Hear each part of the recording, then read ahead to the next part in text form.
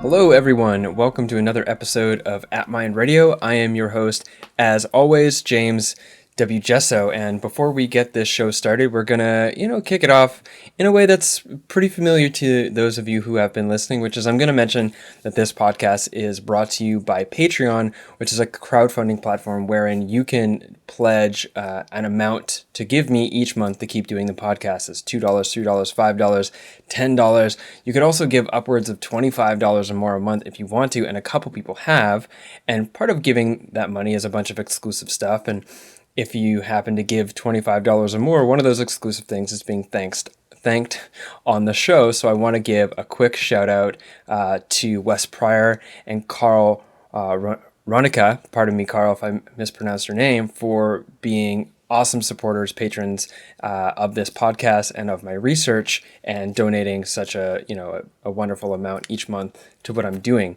I also want to put a send out to I won't say your last names, but Jonathan, Stefan, and pardon me, scrolling down here, and Jay for your one-time donations through PayPal to the podcast. Thank you very much for that. For anyone else who is interested in helping, further support these interviews, this podcast, and the research that I'm doing, please head to jameswgesso.com/support, and you'll see a series of options, including Patreon and PayPal, for supporting this podcast financially and otherwise. Now that is out of the way, even though it's vitally important, we do have to get it out of the way because it's how these things exist.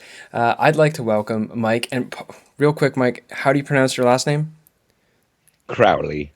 So I'd like to welcome Mike Crowley to the show. He was born in 1948 in Wales and moved to London in 1967, where he befriended a Tibetan lama and soon became his student. In May of 1970, he received an Upasaka layman. Thank you. Yeah. Layman ordination in the.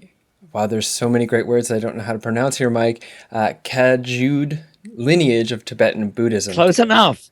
That's close? Okay. After years of further study and meditation, Mike was ordained as a lama in 1987, which is the year after I was born.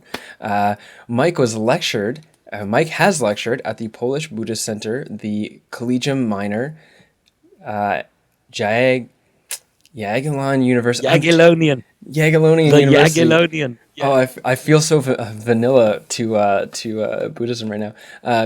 Krakow, the Museum of Asia and the Pacific, Warsaw, the University of Wisconsin-Madison, and the California Institute for Integral Studies, San Francisco. And he is currently funding on Kickstarter his new book, which is The Secret Drugs of Buddhism, or at least that's the name of the very provocative Kickstarter campaign. Welcome to the show, Mike. Oh, thank you for having me. So, as I was just explaining to you beforehand, typically before I have people on the show, I am already familiar with their work, or I make myself familiar with their work. But since I just found out about what you were doing a couple days ago, and your Indiegogo campaign is ending so soon, and it's so interesting, Kickstarter.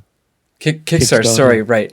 Indiegogo is the one that I use. Kickstarter campaign. Anyone that's listening, the appropriate links will be available in the show notes and on YouTube.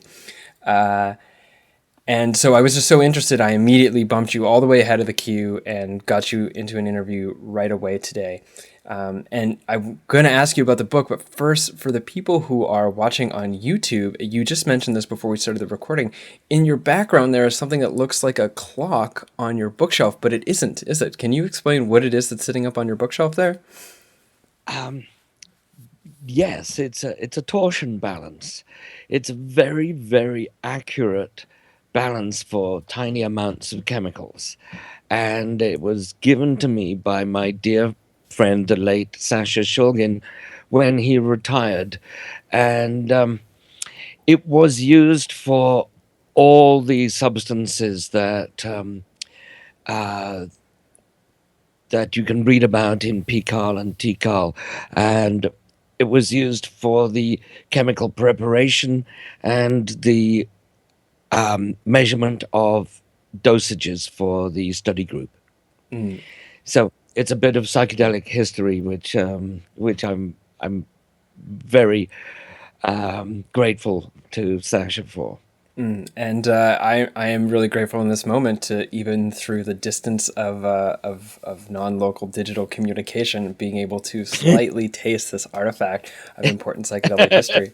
So getting back onto the track of the interview, Mike, can you please explain what the thesis of your book is? Yes. Next question. So yes, I will do it. I have, as you mentioned in the introduction, have a long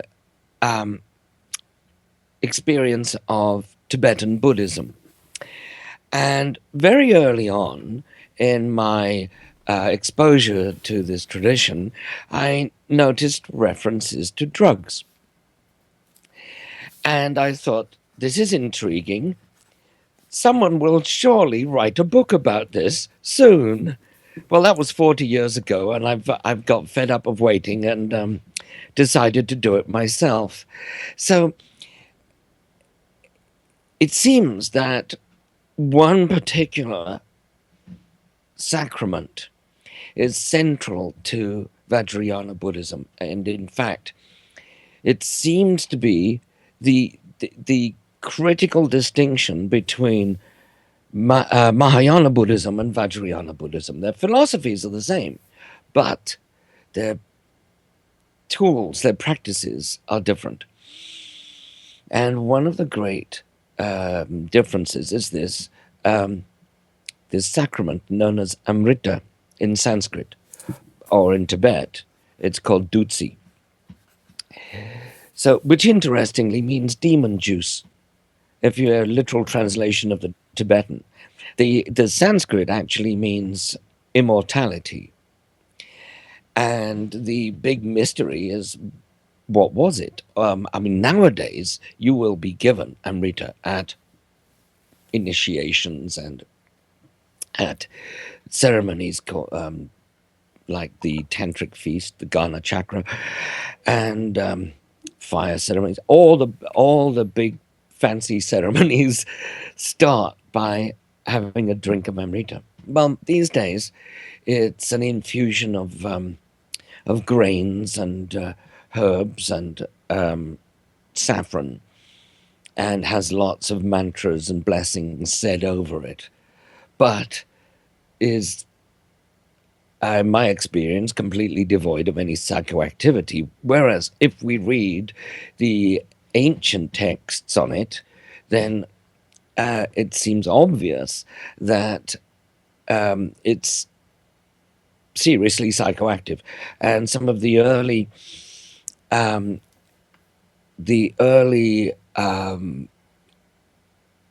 initiation texts speak of actual physical effects from the Amrita, like a hot sensation in the abdomen, for instance.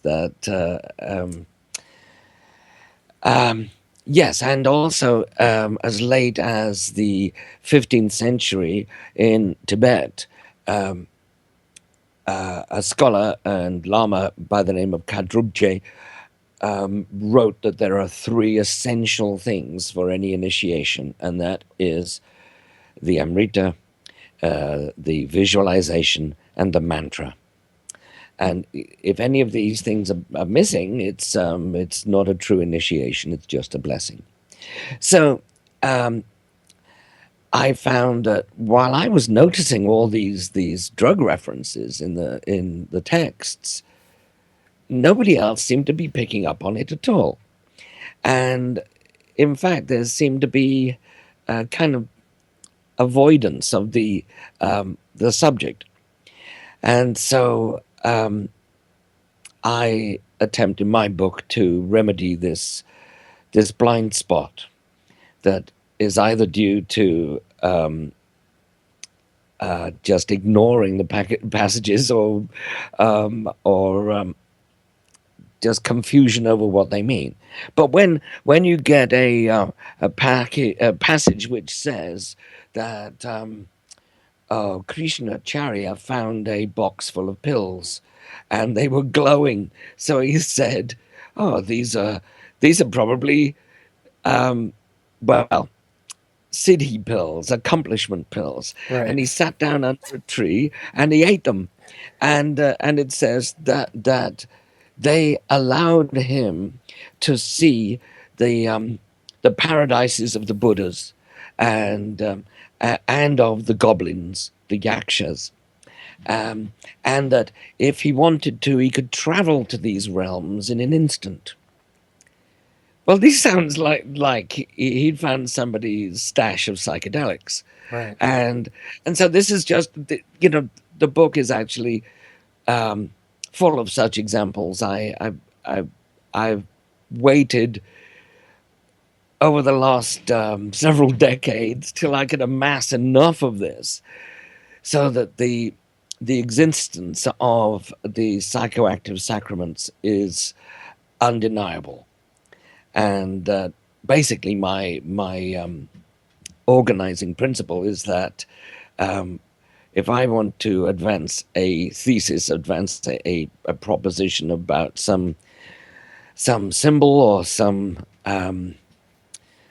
something which I seem to have teased out of the scriptures, then I want support from at least three different data.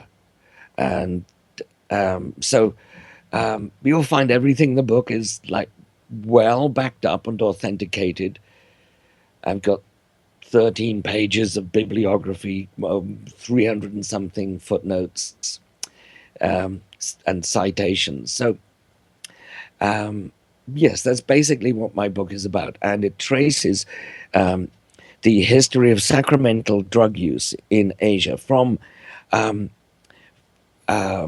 Central Asia in what's called the Bactrian-Margiana archaeological complex.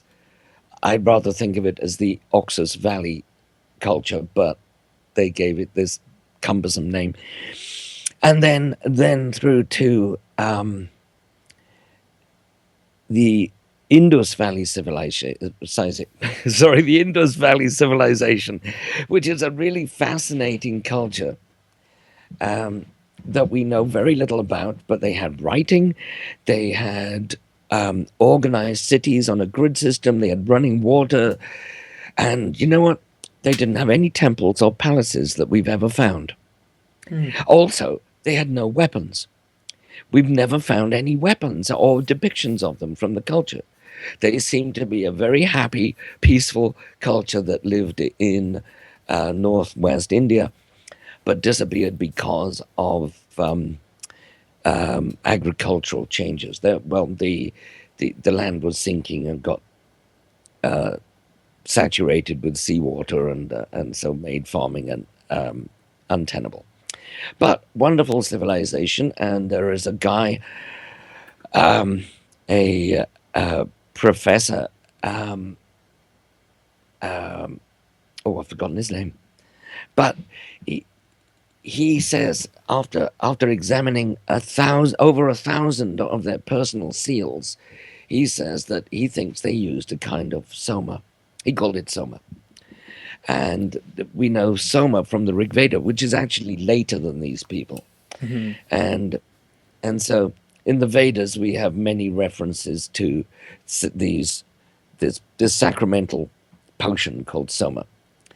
And I do give a few opinions of mine on the subject, but it's not the major focus.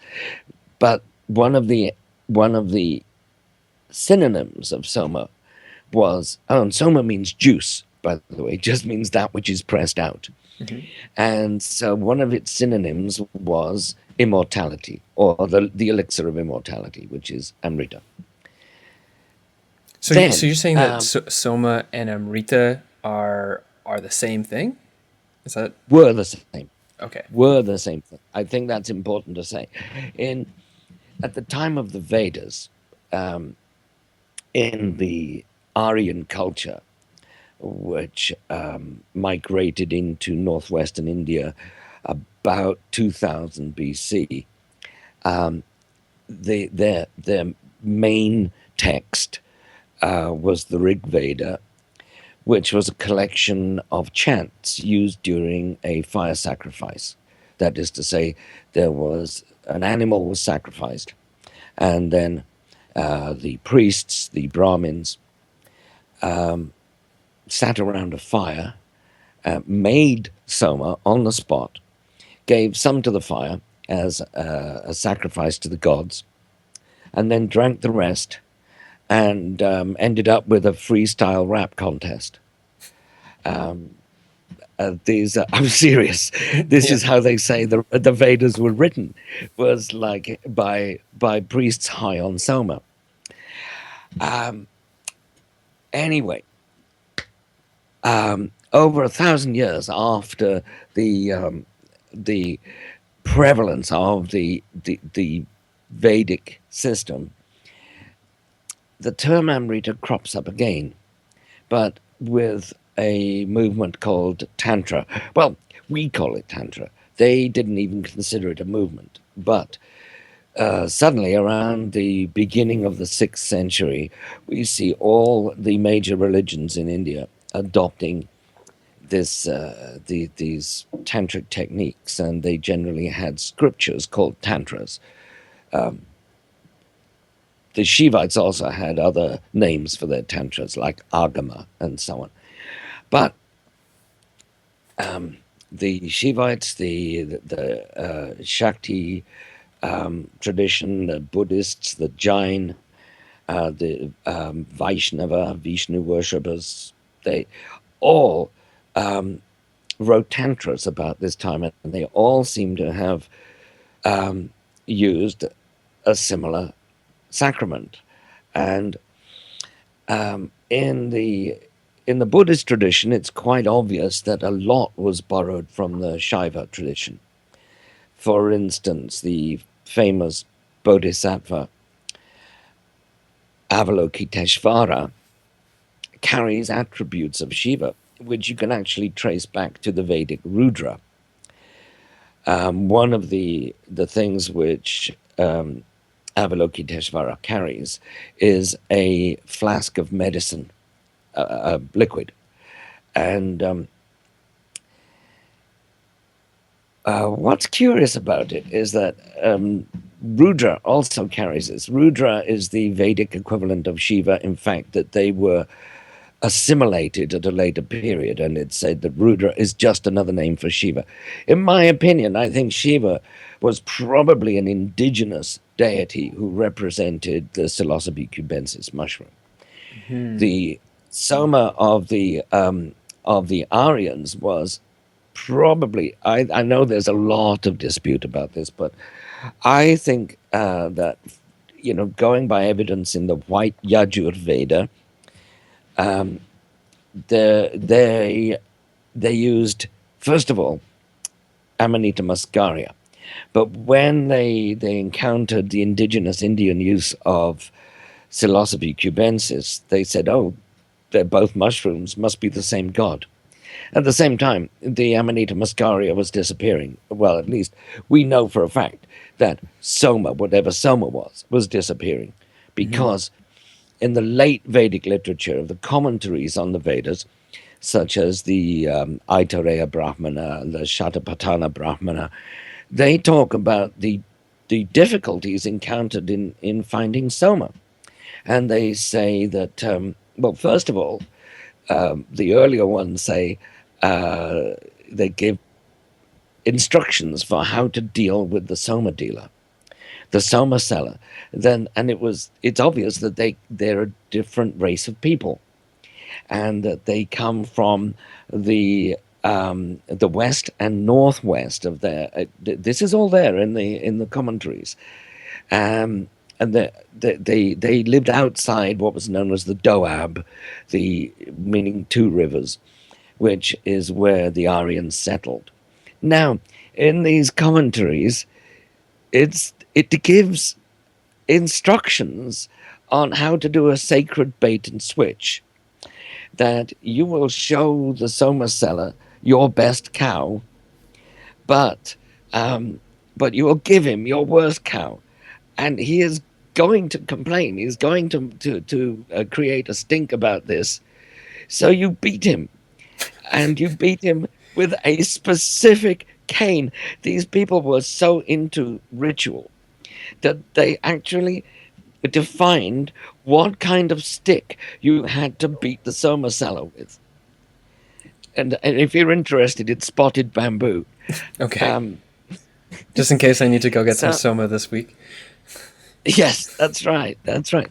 So, and they also say, oh, if it's not a cow, if you give him gold, like beat him till he gives you the gold back, and then you make off with the Soma and the gold. So, I don't see I really can't see the Vedas as sources of ethical principles, because they anyway. So there's something I want to tease out here, because you mentioned Soma was Amrita. You mentioned Amrita and Soma were mushrooms. You also mentioned that it's a contested idea as to what Soma was. I know that Chris Bennett talks about it as having been cannabis, and R. Gordon Wasson, and I believe, was it Albert Hoffman as well? Together they talked about it being Amanita muscaria. And then there's seemingly obvious reference to it being a mushroom of the Psilocybe family, with the, Shiva being blue, and the idea of holy cows and these mushrooms growing out of cow dung and stuff like this. Yes. And also I know that even now still, I believe there's a Syrian rue grows as a tree there, and that is an MAOI inhibitor. I know that Kalindi EE, he also talks about psilocybin mushrooms being used in that area of the world, in the Persian traditions, and into like very, very ancient civilizations, as having been blended with the Syrian rue. And in your promo video for your Kickstarter campaign for the book, you mention how what you believe that the substance being used as Amrita was an ayahuasca type preparation with psilocybin mushrooms. Are you referencing the Syrian rue? And can you give an outline of exactly what is this brew that they were making? Right, good, very good question. Okay. As I said, Amrita was Soma. In the Vedic period, they were synonymous. Later on, it seems that Soma came to mean any psychoactive substance. In fact, there are early Buddhist scriptures which, in praise of the Buddha, they say that, the Buddha is the source of all good things. He is like a department store. You can go to heaven and get all these things. And he is also like a Soma store, because his teachings bring joy and release. And from this, we know that there have to have been Soma stores. this thing that was the great secret of the Brahmin priests kind of leaked out. And so we know that like, so soma came to mean anything psychoactive. In fact, in Tibet, cannabis is called somaradza. Now, I do not think that cannabis was considered soma in the Vedic period. I know I've read Chris Bennett's book. Um, I think that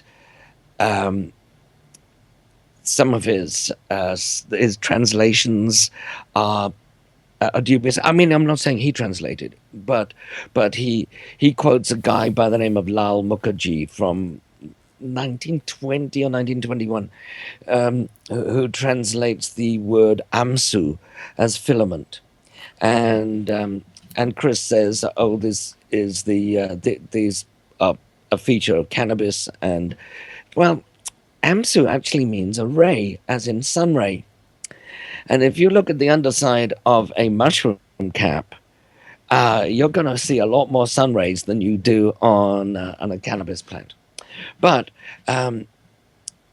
your question was about what the potion was. Well, I believe that there were several, and all with their own cults and their own like deified forms of the potion. In this regard, I'd like to say that in the later tantras, they talk about panchamrita. Pancha means five, and so this means fivefold amrita. And so there were 5 ingredients in it. And these ingredients are known by they're called the 5 amritas. But if you look this up, you'll find that they are pretty disgusting. They're like urine, feces, pus, brains, and semen. And I think these are just code words. And I explain in my book a lot of these codes which are used. Now, to get back to the ayahuasca, before I forget, footnote, panchamrita. We actually have a word in English which derives from this, punch. The word for a mixed drink, like a punch, comes from panchamrita. The British Army brought it back from India and by the time that they'd picked it up in the 19th century, it meant a mixture of 5 alcoholic drinks. But anyway, so wait, what you're saying is when we spike the punch, we're going back in history?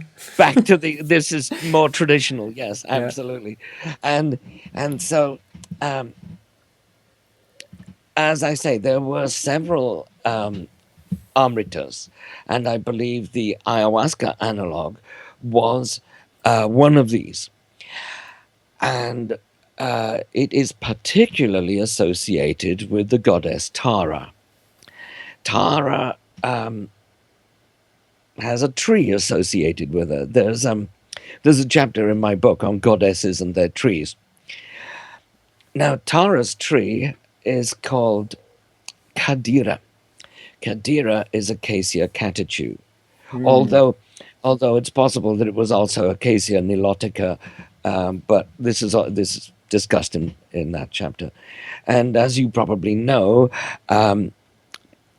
Acacia catechu is rich in DMT.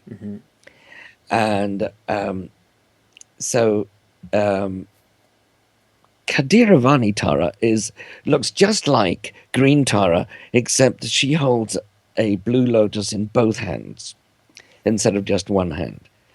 And I think, and she's also always accompanied by 2 attendants. I think this is actually an allusion to the use of a binary psychedelic, something containing DMT and a monoamine oxidase inhibitor to make it orally active.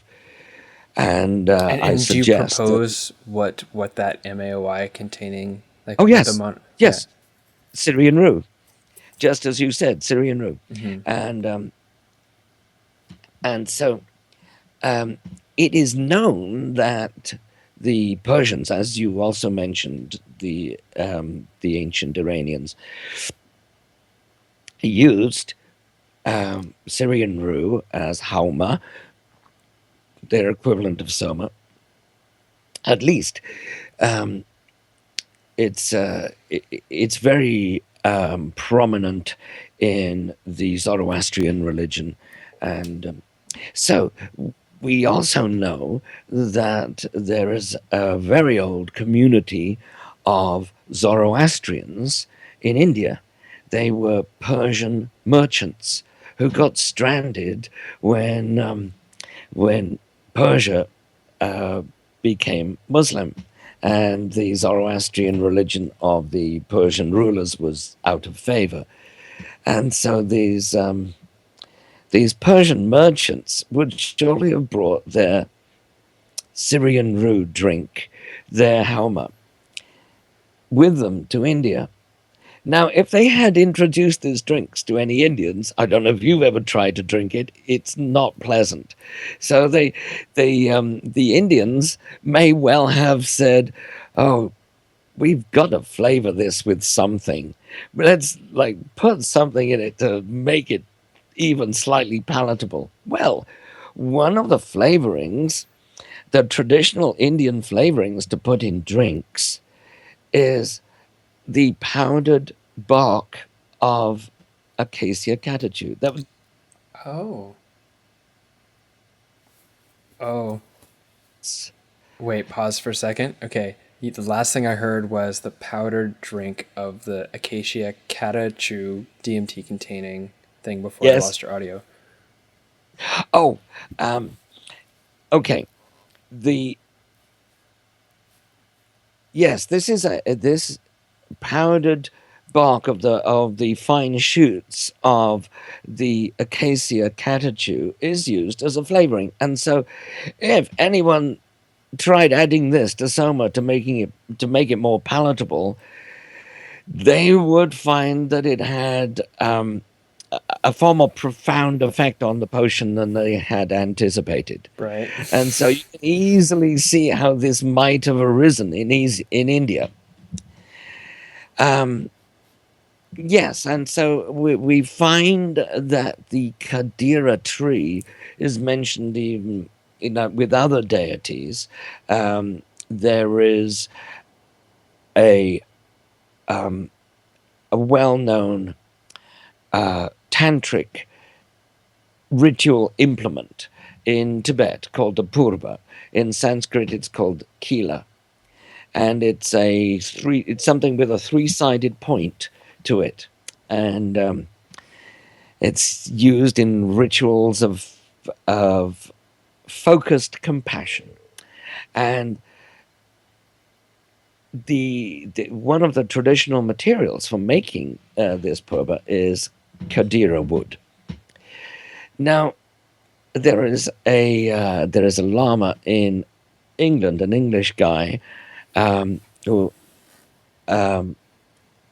by the name of Martin Board, and he wrote a PhD thesis on the Kadira and its the Kila and its history, and he suggests for completely other reasons than any psychoactivity that it originated as the thorns of the Kadira tree, because these thorns are three-sided.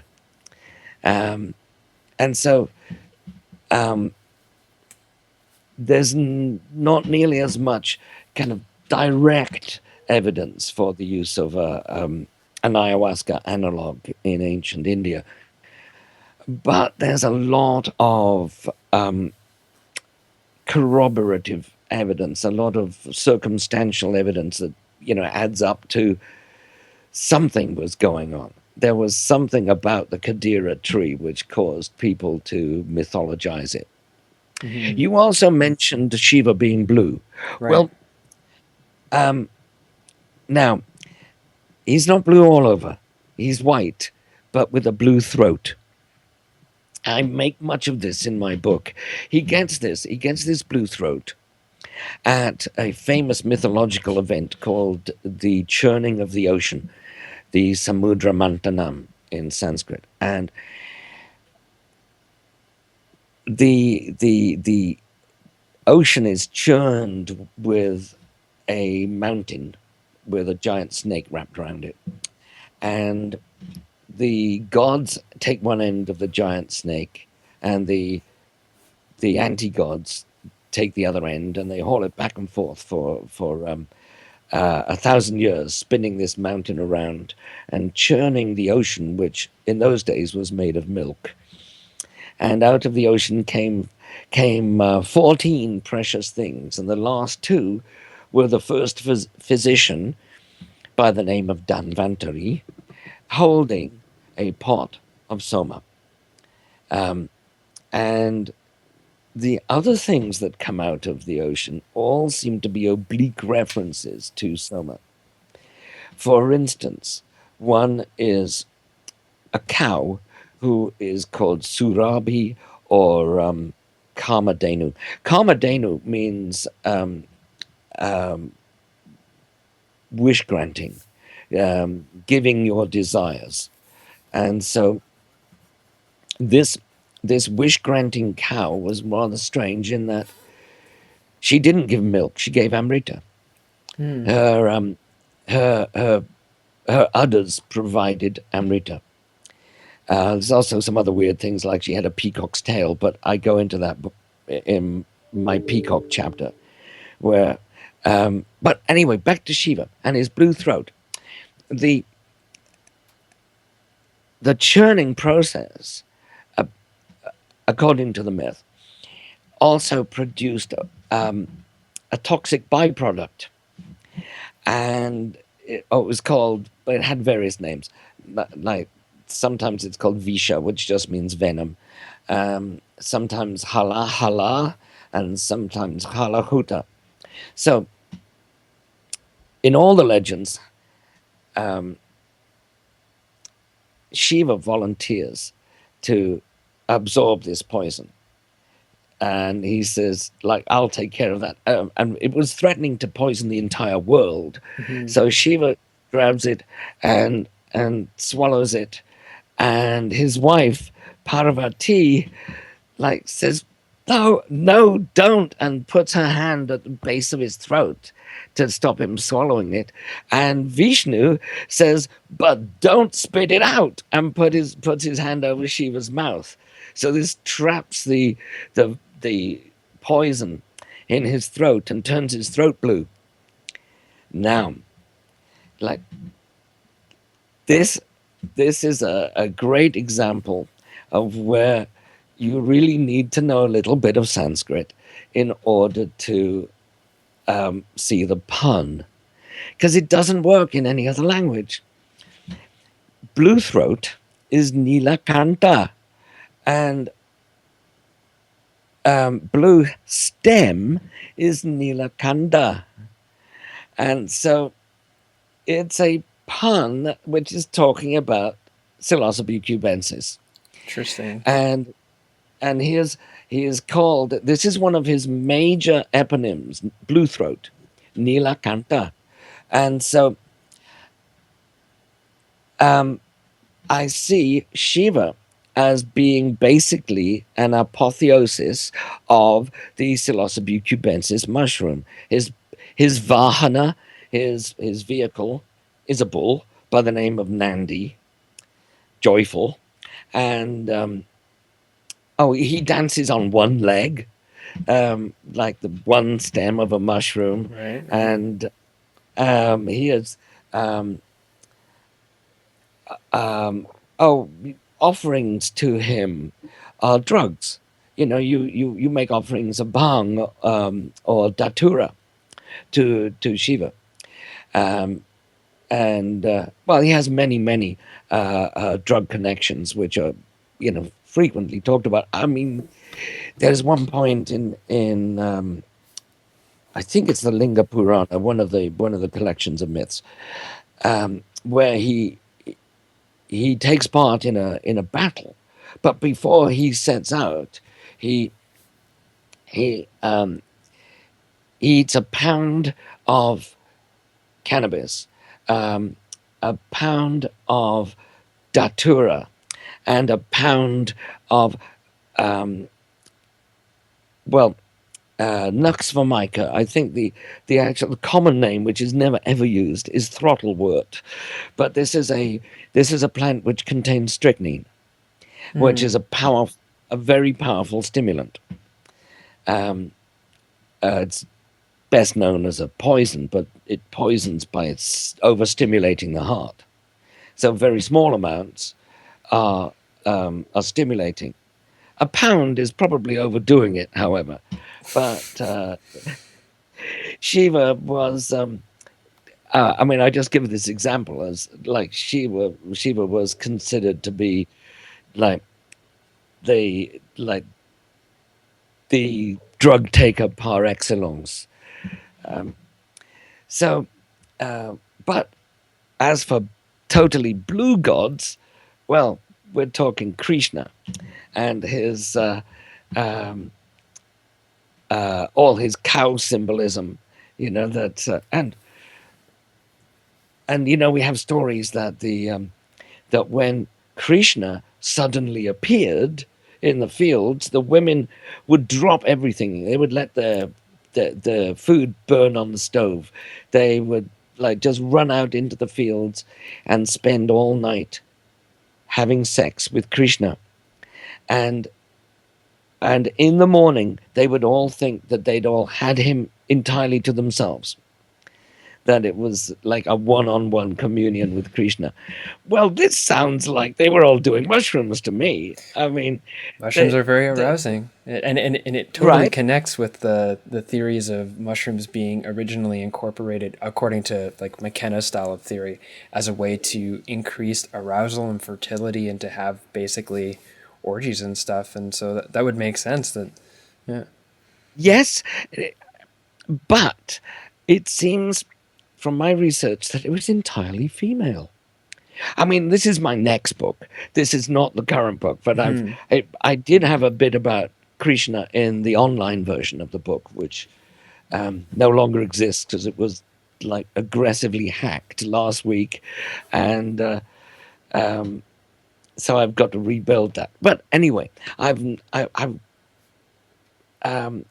when I was writing the new print version of the book, I added several chapters, and one was going to be about Krishna. But I had to abandon it for a couple of reasons. A, it doesn't really have any bearing on Buddhism, which was the eventual. That that's where the story goes to. Right, primary And thesis.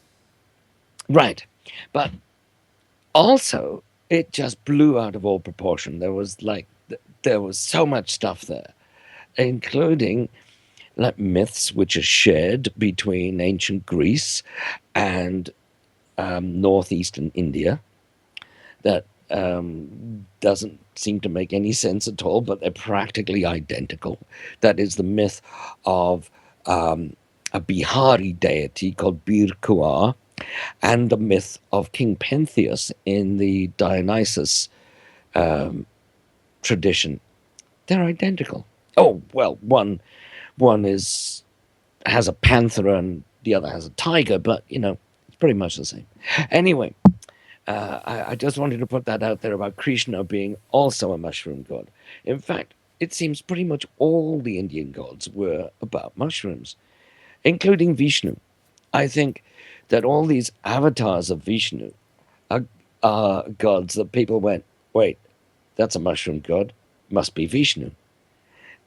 And Vishnu, right, has a wheel on one hand. He holds it aloft on his finger, so it's kind of like that.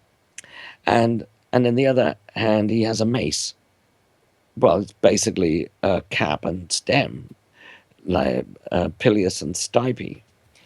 And yes, but I mean, I'll leave that aside because I go into that much more in my next book. Well, it is really interesting, and I really appreciate having this talk with you because I get to really learn the complex background of a lot of surface level ideas that have been floating around for a long time, and there's a couple things that are really interesting there.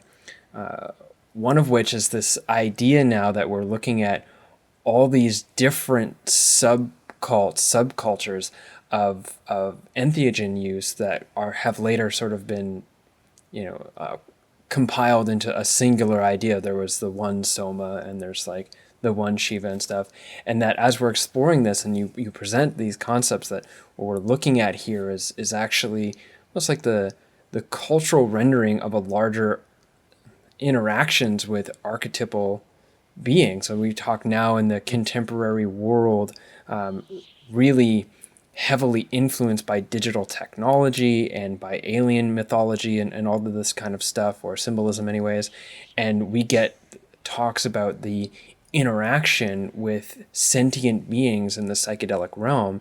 And it seems like what we're tuning back to in this discussion is to look at some of the largest patterns of religious deities is all sourced in interaction with what today we call, entities in the psychedelic realm, but then they call these gods, and that there would be this continuous feeding back into a larger cultural, symbolic or mythological narrative to say, oh, this is this, avatar of Krishna, or this is this, like a separate expression of this other god, because they all associate to this experience, which we have personified as being these deities and stuff. So I think it's very interesting because it gives a historical foundation to explore the concepts of quote unquote entities in the psychedelic realm, and then it also kind of gives a new angle to a lot of the discussion that comes from people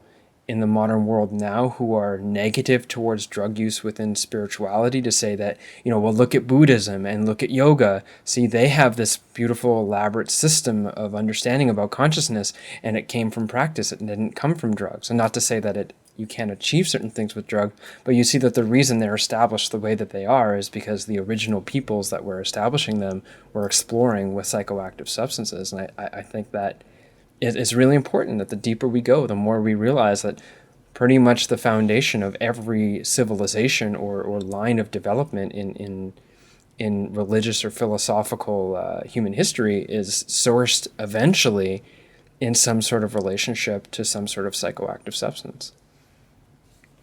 I think you're entirely correct. And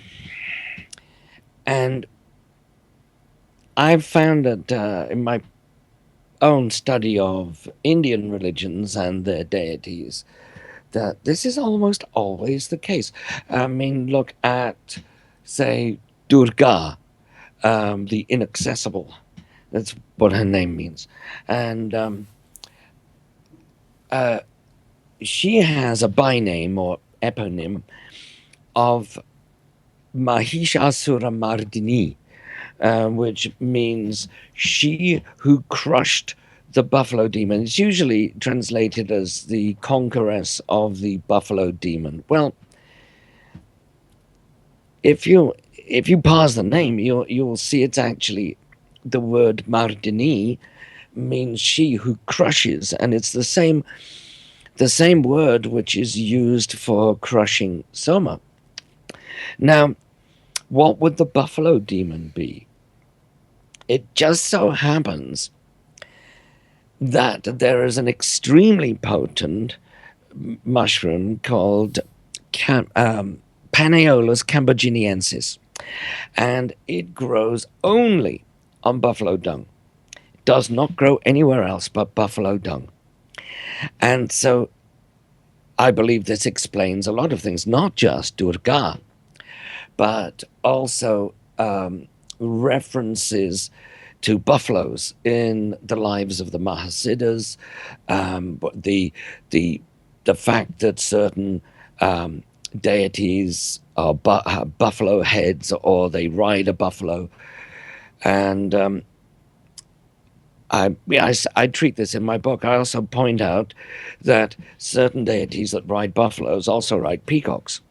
Hmm. and that there's a chapter in the book on the use of the peacock as a clandestine symbol for Psilocybe cubensis. In fact, the peacock was also called Nilakanta, blue throat. In poetry, you'll find that word used to mean peacock. And curiously, there is a folk tradition in India that it was not Shiva at the churning of the ocean who drank the poison, but the peacock. And um, this is only a folk tradition. It doesn't occur in any written scriptures, but it does produce it does like give a perspective on the use of peacock symbolism. For instance, I believe there was only ever one monastic sect devoted to Shiva, and this was in the um, 11th century in Maharashtra. There was a sect of Shivites called the Madhya Mayuri. Now, Mayuri means peacock. Madhya means stoned.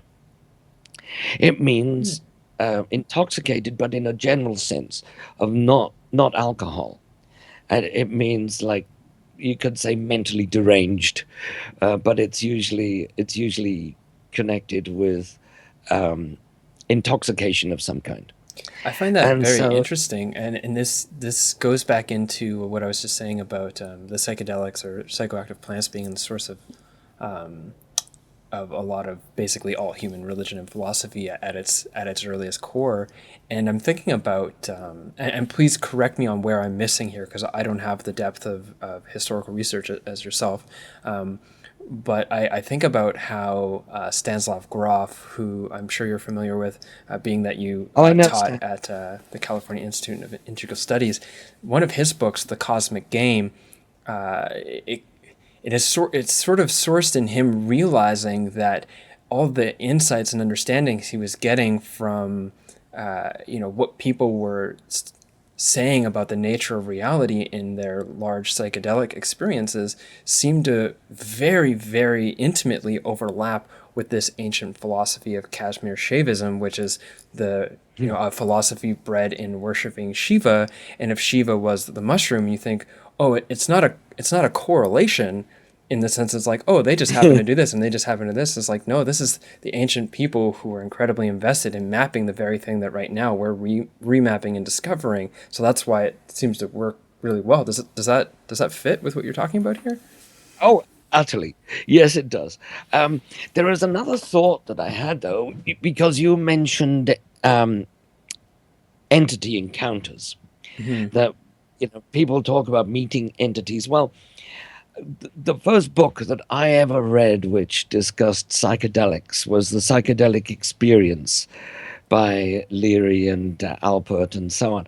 And um, this, of course, was a version of the Tibetan Book of the Dead. It made me go out and get the Tibetan Book of the Dead and read Hmm. that too. Which is a Um, great read. yes, and one of the things that it keeps stressing is when you encounter these Buddhas or demons or whatever, always remember that they are not separate from you. They are emanations of your own consciousness. Hmm. And they are parts of your mind which you have not integrated, so you see them as separate beings. Hmm. Now, I think this should be required reading I for agree, anybody. actually. Yeah. Yeah. So, um, um, now, the Tibetan Book of the Dead is part of what is called the Terma tradition. It was supposedly discovered by someone called Ratnalingpa, and um, uh, he was determined to be a terton, a treasure text discoverer. Now he was one of what's called the five Teton kings, the 5 great treasure text discoverers. Now, there seems to be, in the treasure texts, which are all deemed to have been composed by Padmasambhava in the 8th century, Padmasambhava and his girlfriend, Yeshi Tsogyal. So there seems to be a preponderance of references to Amrita in this tradition, more so than other traditions, as far as I can see. And I am particularly interested in one of the other Teton kings by the name of Pemalingpa. Pemalingpa was Bhutanese. He he was made to leave home at an early age because his parents were poor, couldn't support him, and he was living in a ruined temple, which also housed a nun. And one day he went out into the forest to forage for food. Specifically, he was looking for mushrooms to eat, and he couldn't find any. On his way back home, he was rather dejected, and he encountered this ragged old yogin from eastern Tibet. And the yogin said, "What's up? Why are you so glum?" And he said, "Well, I'm hungry and I've been looking for mushrooms and can't find one." And the old yogin said, "What's wrong with those at your feet?" And he looks down, there's a bunch of mushrooms, and he picks them all up. And in one version, he gets up and the old yogin is gone. In another version, he takes him home and makes a mushroom curry. A mushroom and flour curry, they said. And he feels funny. He feels like a little odd. And so he says, "I think I'll have a lie down." And he goes up onto the roof, the flat roof where the Bhutanese put their beds in the summer months. And he has a lie down and he has visions. And the visions are of the locations of the treasure texts which he's going to find.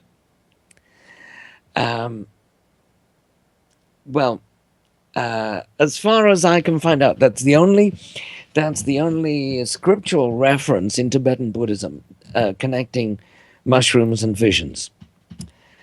Yes, I'm particularly interested in Pemalingpa, as I actually have a manuscript of one of his termas. Yes, so it seems this tradition has continued. You also mentioned yoga. Well, what we know of Hatha yoga was actually utterly secret until the late 19th century, when people like Arthur Avalon started blabbing about the secrets of Hindu tantras. And there is a Buddhist equivalent, particularly in the Dzogchen tradition of Tibet, and it's still utterly secret. They're physical movements like Hatha yoga, very similar, but different positions, different asanas. And this actually I find very interesting, this particularly the relationship between the Natha tradition of Kashmiri Shaivism, as you mentioned, and Buddhism. The connection is actually very intriguing, in that some of the founding gurus of the Nat tradition are the same people as the founding fathers of Buddhist Tantra. And these people are called, in Buddhism, they're called Mahasiddhas, meaning great adepts. And for instance, like we share the same, we share Gorakshanath, and there is one of the Adi Guru, the founding guru of the Nat tradition, is called Matsenjira nut. And Matsya means fish. Matsya plus Indra makes Matsyendra. So he is like the fish god, the fish Zeus Lord is what his name means.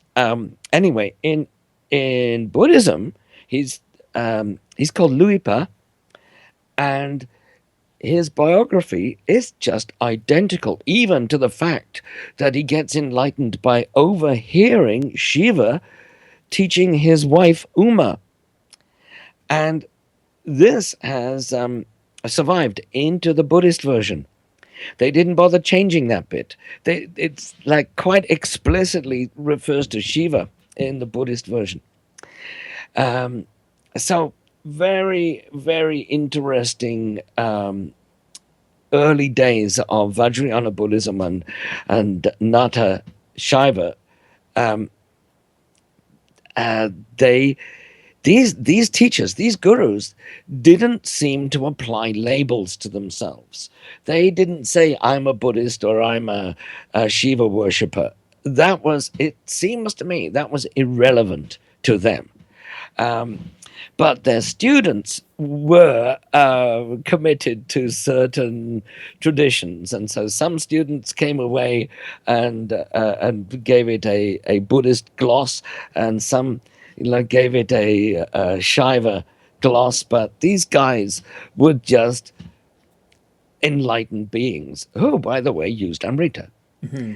So the placing a name or a category on it was utterly irrelevant to them, and probably considered it foolish.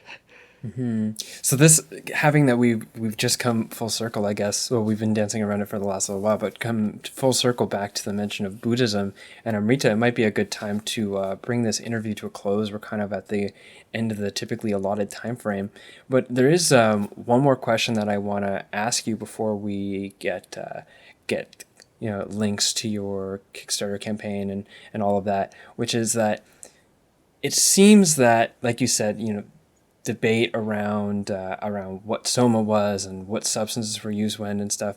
That being aside, there's also a large cultural push against the acknowledgement of psychoactive substances as playing a role in religion. And I'm curious what kind of a backlash, if any, are you getting from the larger Buddhist community in producing what you're going to present in this book and your theory? Most Buddhists I mention this to, I mean, I've only got to mention the title, and they say, "Oh, I'd buy that." Yeah. But and I have had feedback from serious Buddhist practitioners, whether Tibetan Buddhist or Zen, who have applauded my work and just occasionally I will get somebody who's extremely vehement about how wrong I have to be. And the one thing that they seem to have in common is that none of them have read the book. Mm-hmm. They maybe seen the front cover posted on Facebook, but I do receive some very vehement denials, of most of which fall into the philosophical error which goes by the true Scotsman argument. And it's like the true Scotsman argument says, no true Scotsman would hit a woman. But the response comes, my neighbor Angus MacTavish is Scottish and he beats his wife every time he gets drunk. And the response is, well, it just shows that Angus MacTavish is not a true Scotsman. And so you might, so that mutandi applies to the to the subject of my book, when I can say, look, all these Buddhists took psychedelics, and the response is, oh yes, but that's not true Buddhism. It's Right. like, well, I find this utterly irrelevant. I'm just documenting the history. You make decisions about the authenticity. That's not my job. But Mm-hmm. I'm, whether they're true Buddhists or not, this is what they did. So Mm-hmm. yes, I without before the book goes, you know, public, before it appears on the bookshelves, I really have no idea how large a backlash might be. I suspect, however, that it will be somewhat muted. I was talking to Alan Badiner about the same subject, and he said he was like he was a bit apprehensive when he published Zigzag Zen, because he imagined that there would be a huge backlash to it, and he said he was quite surprised that the attitude of most Buddhists was, "Oh, Buddhists and drugs, yeah, fair enough." You know, It might that was. also explain why so many of people of the psychedelic era of the '60s and even now seem to find themselves stumbling into psychedelia and stumbling out of it into a serious meditative practice. True. Hmm. True. This is very much the case. I found most of the people that took up Buddhism in the 70s came to it via psychedelics. Hmm. Um, and there seems to be, well, this is just a historical fact of Buddhism in the West. I think it was the hippies and psychedelic users that were most attracted to Buddhism. It might be an iteration of the Buddhism's original inceptions as well. Before we call an end to this interview, just as a reference to it just a minute ago when you mentioned the No True Scotsman, for anyone who's never heard that term before, who's listening, that's one of the most commonly discussed logical fallacies, which if you learn the logical fallacies, you can learn very, very quickly how to determine whether or not somebody's logic is based in truth and fact, or whether or not it's based in assumption, in lies, or in misleading information. So, No True Scotsman and Logical Fallacies is a great Google query right after people take the time to look up your Kickstarter campaign. Mike, can you give us a heads up on where can people learn more about your book? How do they find out about your Kickstarter, and how do they support your um, um, campaign right now? Well, if you go to Kickstarter.com and look for Secret Drugs of Buddhism, you'll find a fairly informative video which um, describes the book in 3 minutes without advancing any of the arguments of the book. You'll see a lot of the illustrations from the book. Um, as I said, there was a website which was an earlier version of the book, but I had to take it down because it had been like aggressively hacked. I don't know if this is um, an instance of the backlash, Mm. um, but yeah, I found that two of my websites on different servers with no connection to each other had been destroyed. So I'm tending to feel a little paranoid about that. However, at the moment, the best way of checking it out is to look at the Kickstarter video, just 3 minutes. But there's also some other information on Facebook, as there is a Secret Drugs of Buddhism Facebook page. Mhm. And you'll see that page actually has some um, page images so that you can read some extracts from the book and see what the general feel of the book is. I've tried to make it academically rigorous, but at the same time accessible to people who know nothing about the subject. Well, I am like throughout this interview, we jumped around a bunch and just like dove into these little pockets back and forth, and I'm really looking forward to seeing what what I guess,